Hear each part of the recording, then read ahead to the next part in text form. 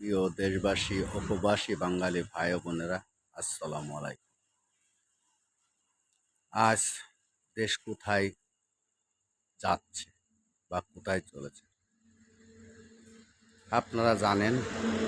এই 5 আগস্টের পরে জামাত আর এলসিপি যেভাবে দেশটাকে পরিচালনা করা, দেশটাকে যেভাবে আগুয়ে নিয়ে যাচ্ছে, দেশের আজকে কথায় কথায় বলতো স্বৈরাচারী সরকার শেখ হাসিনার সরকার ইন্ডিয়ার সাথে কারেন্টের চুক্তি করে তাদের কারেন্ট দিয়ে দেয়।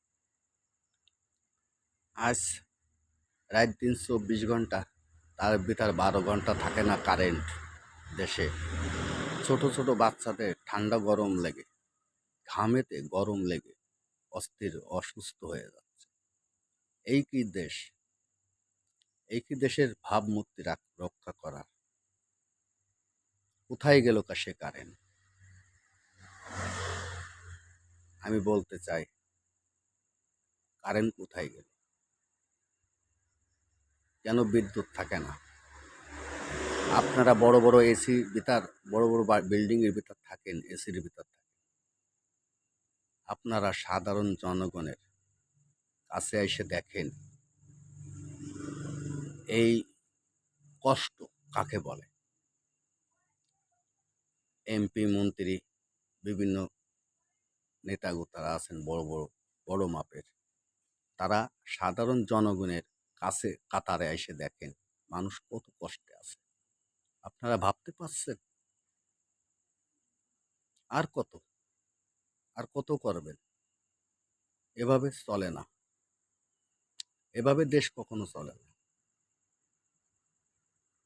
ডক্টর ইউনূস আর এলসিপি এই ছাত্র আন্দোলনের পরে থেকে যা হচ্ছে, টোটাল মাগুরা জেলায় এই বিশ্ব রোডের যে আইল্যান্ডের কথাই বলি, আইল্যান্ডের এইগুলো দেখেন কীভাবে ক্ষতিগ্রস্ত হয়েছে, অত্যাচার করে কীভাবে লুটপাট করে দিচ্ছে।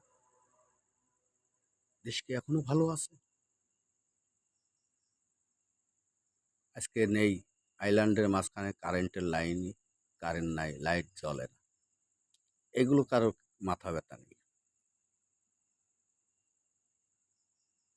আসেন, সাধারণ জনগণের কাতারে আসেন, মানুষ দেখুক বড় বড় নেতাগোতারা সাধারণ জনগণের কাতারে আছে। ধন্যবাদ। আমার এই ভিডিও, এই কথাগুলো যদি ভালো লাগে আপনাদের, লাইক কমেন্ট শেয়ার করবেন। প্রবাসী বাঙালি ভাইয়েরা লাইক কমেন্ট শেয়ার করবেন। ধন্যবাদ। আসসালামু আলাইকুম।